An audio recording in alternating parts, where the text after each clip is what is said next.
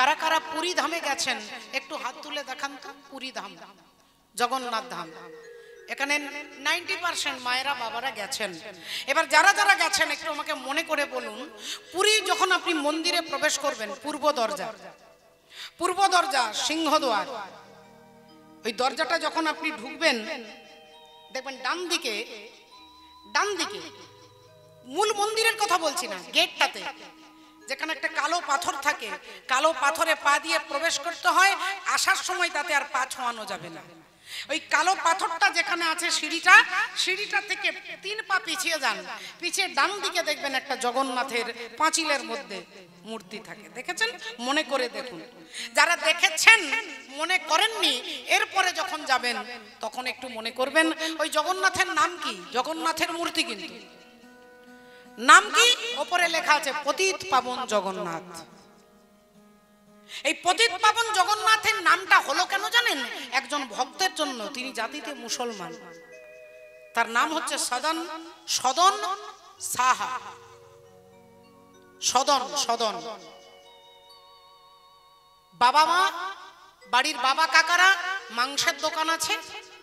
সদন সাহ ছোটবেলা থেকে ভগবত ভক্তি নিয়ে, ভগবানের ভক্তি, ভগবানের প্রতি তার আকুলতা। যদি বলেন কেন মুসলমান ঘরে জন্মগ্রহণ করে ভগবানের প্রতি আকুলতা কেন? কারণ ওই সদন সাহ পূর্ব জন্মে ছিলেন একজন বেদজ্ঞ ব্রাহ্মণ। তার প্রতিদিনের আচরণে তিনি 1008টা তুলসী পত্র বিষ্ণুকে না দিয়ে তিনি জলগ্রহণ করতেন না। এটা ছিল তার নিষ্ঠা।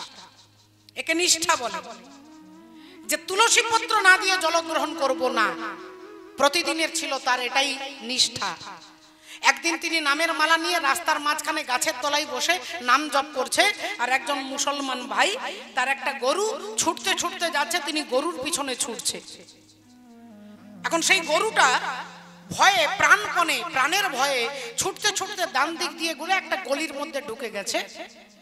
এখন সেই মুসলমান তিনি আসছেন ছুটতে ছুটতে, গরুটাকে আর দেখতে পাচ্ছে না, বসে আছেন সেই বেদজ্ঞ ব্রাহ্মণ। তাকে জিজ্ঞাসা করছেন, এই যে দাদা আমার গরুটা এই দিক দিয়ে কোন দিকে গেল একটু বলুন তো। তার হাতে আছে নামের মালা, তিনি নামের মালা নিয়ে কথা বলা যাবে না, নাম জপ করতে করতে কথা বলা যাবে না।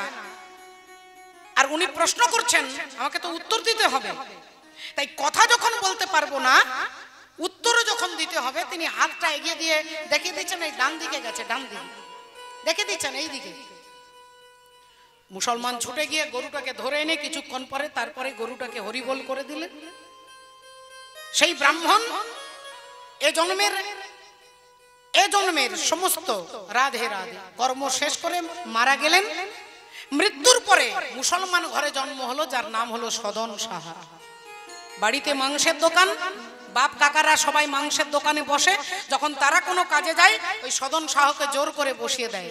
কিন্তু সদন সাহের মন সারাক্ষণ ভগবানের প্রতি একটা কোথায় যেন একটা টান, কোথায় যেন তার নামের প্রতি একটা রুচি। ভগবানের নাম জপ করতে খুব ভালো লাগে, ভগবানের নাম শুনতে খুব ভালো লাগে, কিন্তু বাড়ির আশেপাশের পরিবেশের জন্য তিনি হরি বলতে পারেন না। দোকানে মাংসের দোকান, এখন কি করবে? বাবা ঠাকুর দাদার ভয়ে মাংস বিক্রি করে। মাংস যে বিক্রি করে তার যে বাটখারা, সেখানে একটা পাথর ছিল বাবা। ওই পাথরটা এমন অদ্ভুত পাথর, কেউ যদি বলতো 250 দরকার, পাথরটা 250 হয়ে যেত। কেউ যদি বলে 1 কিলো দরকার, পাথরটা 1 কিলো হয়ে যেত, 750 হয়ে যেত। ওই একটাই পাথর কখনো 250, কখনো 750, কখনো 1 কিলো হয়ে যায়। ওই পাথরটাকে দেখবার জন্য সবাই যেত, চল চমৎকারী পাথর দেখবো চল, সবাই পাথরটাকে দেখতে আসতো। একদিন ঘটনাচক্রে ওই রাস্তা দিয়ে একজন বৈষ্ণব ঠাকুর যাচ্ছেন, আর সেই মাংসের দাড়ি পাল্লার ওপরে পাথরটাকে দেখে বৈষ্ণব ঠাকুর ছুটে এসে সদন সাহকে বলছে, ছি ছি ছি ছি ছি, আরে তুমি নরকে যাবে, তুমি মহাপাপী হবে। এ চমৎকারী পাথর নয়, এ হচ্ছে আমাদের দেবতা শালগ্রাম শিলা। সদন সাহ বলছে, আমার তো জানা নেই, কারণ আমি মুসলমান, শালগ্রাম শিলা চিনব কি করে? আমরা আশ্চর্য পাথর হিসেবেই রেখে দিয়েছি। আপনি যখন বলছেন আপনার ভগবান, আপনি নিয়ে যান। পাথরটাকে দিয়ে দিয়েছে। বৈষ্ণব ঠাকুর পাথরকে এনে স্নান করিয়ে, পঞ্চগব্য পঞ্চামৃত দিয়ে স্নান করিয়ে কর্পূর চন্দন অগুরু মিশ্রিত করে তুলসী পত্র দিয়ে সেবা করেছেন। 56 ভোগ রান্না করে ভগবানের সেবা দেয়। এভাবে সেবা চলতে চলতে 2 মাস 4 মাস পেরিয়ে গেল। একদিন রাত্রিবেলায় স্বয়ং ভগবান শ্রী রাধা গোপীনাথ জিউ ওই বৈষ্ণব ঠাকুরকে স্বপ্নে বলছেন যে হে অধিকারী বৈষ্ণব ঠাকুর, আমি তোমার কাছে থাকবো না। কেন ঠাকুর? স্বপ্নেই বলছে, কেন ঠাকুর? আমি তোমাকে 56 ভোগ রান্না করে দিই, আমার রান্না বুঝি তোমার পছন্দ হচ্ছে না? ভগবান বললেন না না, আসলে সেটা নয়, আমি সদন শাহের কাছে ছিলাম, তুমি আমাকে সদন শাহের কাছে দিয়ে এসো। ঠাকুর, সদন শাহ তোমাকে মাংস ওজন করবার দাড়ি পাল্লার মধ্যে ঝুলিয়ে রাখে, আমি তোমাকে সিংহাসনে বসিয়ে রেখেছি, সে তোমাকে কিচ্ছু খেতে দেয় না, আমি তোমাকে 56 ভোগ রান্না করে দিই। সে তোমাকে কিছু দিতে পারে না, আমি তোমাকে গঙ্গার জলে স্নান করিয়ে প্রতিদিন স্নান করাই, আর তুমি আমাকে ছেড়ে সদন শাহের কাছে যাবে? ভগবান বললেন আমি যে তাকে ভালোবেসে ফেলেছি, আমি যে তাকে ভালোবেসে ফেলেছি গো। সে যখন দাড়ি পাল্লায় ওজন করবার জন্য আমাকে পাথর হিসেবে রাখে, দাড়ি পাল্লাটা যখন নড়ে আমিও তখন নড়ি, আমার মনে হয় যেন আমি ঝুলন দোলনায়, আমি যেন ঝুলন দোলনাতে দোলে, যেন সদন শাহ আমাকে ঝুলন দোলনায় দোলাচ্ছে।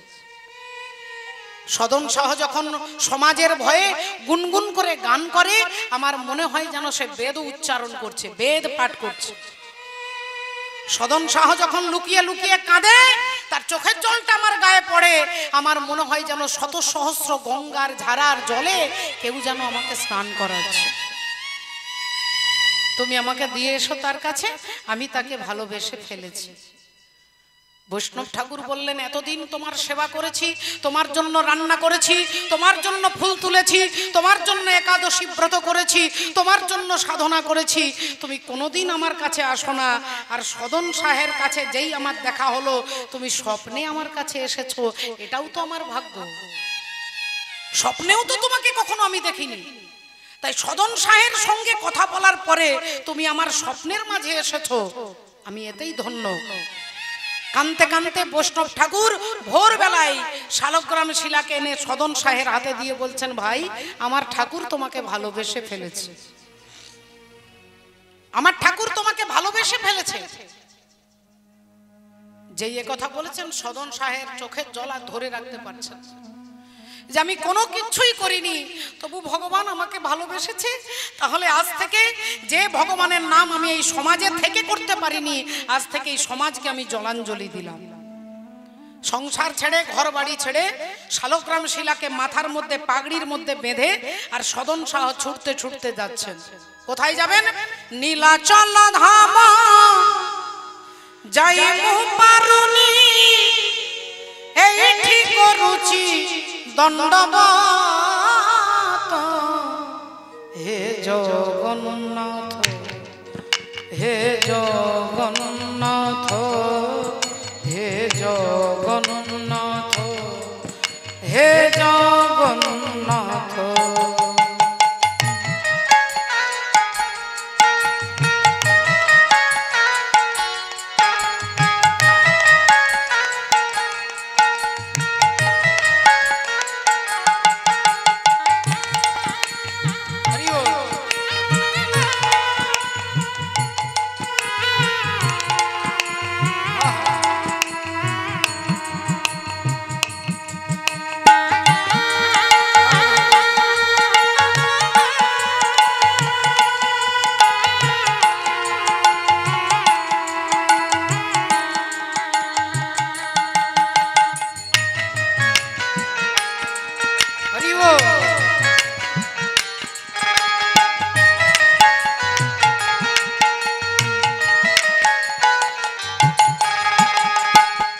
কি বলছেন?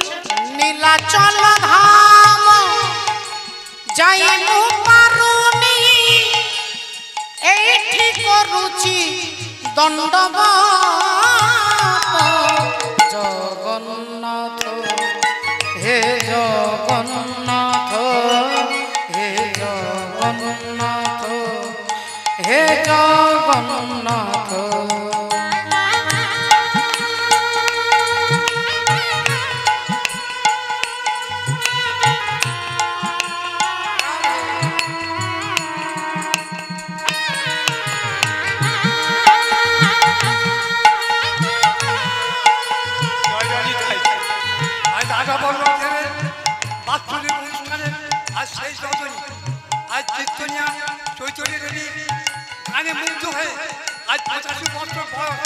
আজকে হরিনামে এত কিছু শুনে আমি মুগ্ধ হয়ে সকলের তরফ থেকে গিরিধারীর জন্য 10টি টাকা একটি মালা দিলাম।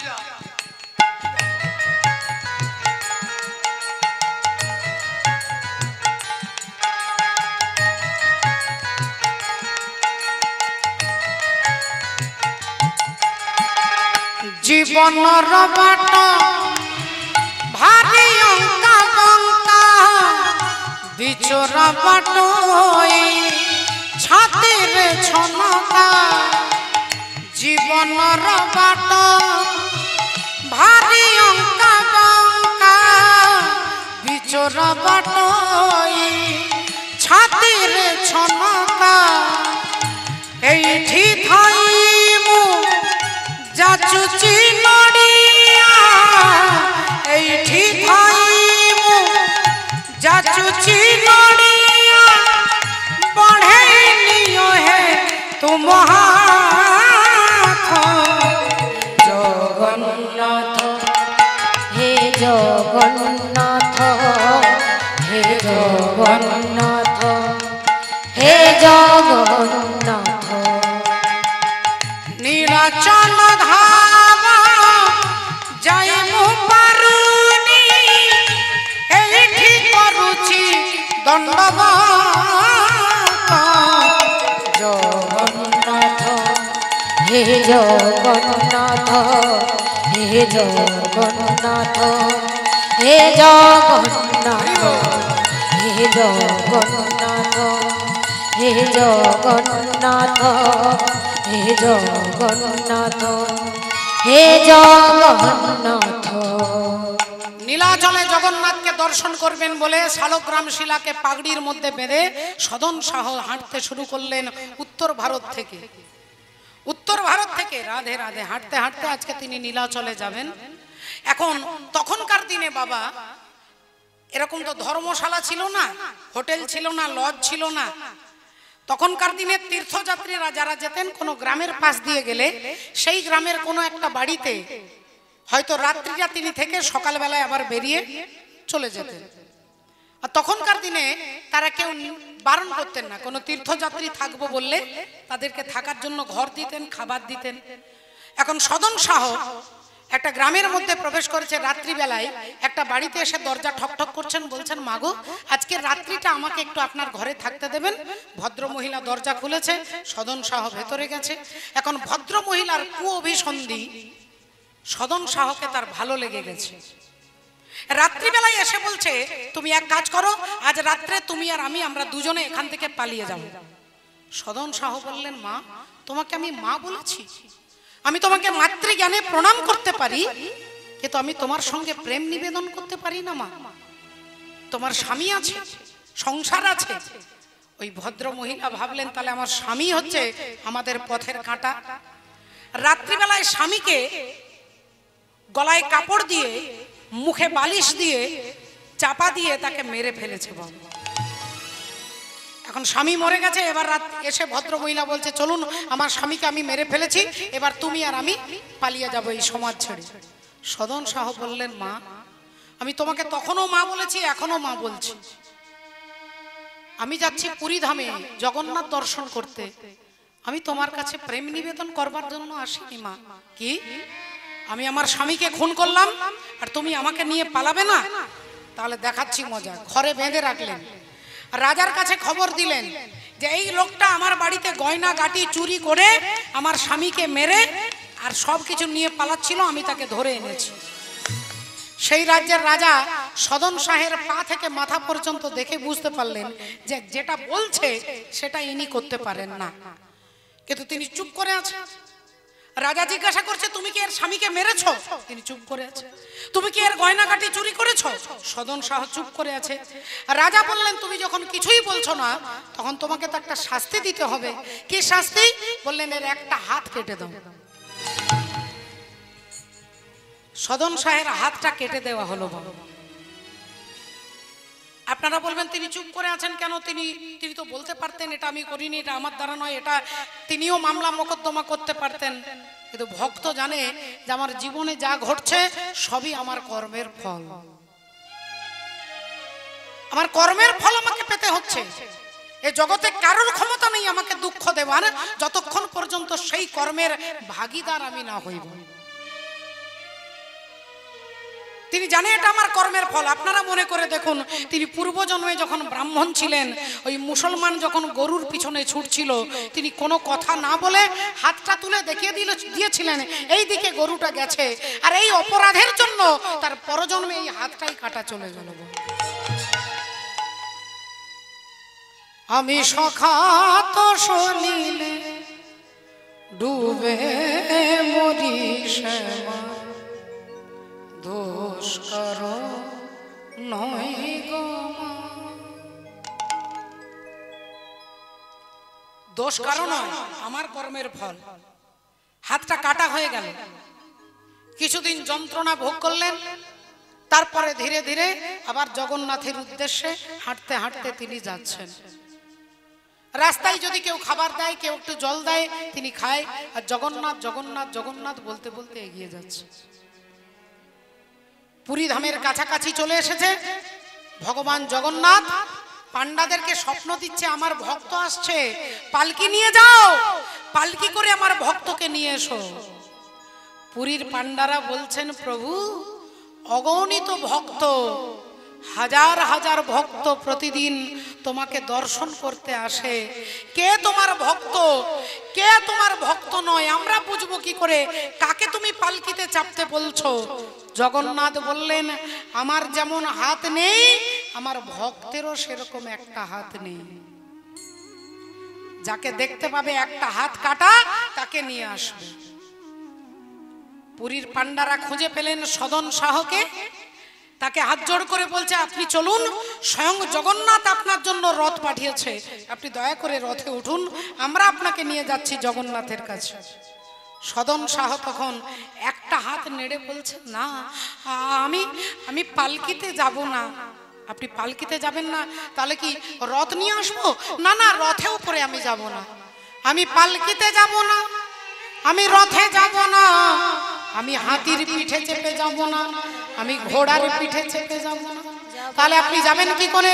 তাহলে আমি গড়াগড়ি যাব, আমি গড়াগড়ি যাব, আমি গড়াগড়ি যাব, আমি গড়াগড়ি যাব, আমি গড়াগড়ি যাব, ভক্তের পদ ধুলা অঙ্গে মাগব, আমি গড়াগড়ি যাব,